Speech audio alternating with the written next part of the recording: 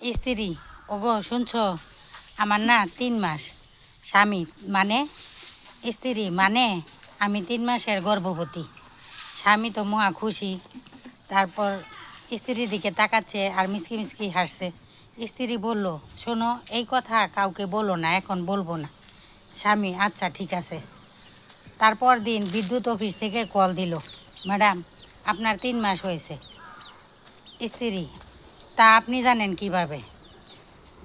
Officer, কেন? আমাদের অফিসে সবাই জানে, আমরা সব জানি, আপনার স্বামীকে বলবেন। স্ত্রী এসে বলল, ওগো শুনছো, এই কথা তো সবাই জেনে গেছে, এখন তো আমাকে খারাপ বলবে। স্বামী তো রেগে আগুন, বিদ্যুৎ অফিসে গেল, গিয়ে জিজ্ঞেস করলো কি হয়েছে। বলল, আপনার 3 মাসের ফাইনসহ বিল দিয়ে যান। তখন স্বামী বলল রেগে, দিব না, কি করবেন? অফিসার, তাহলে আপনারটাও কেটে দিব। স্বামী, আমারটা কেটে দিলে তাহলে আমি কি করব? কেন?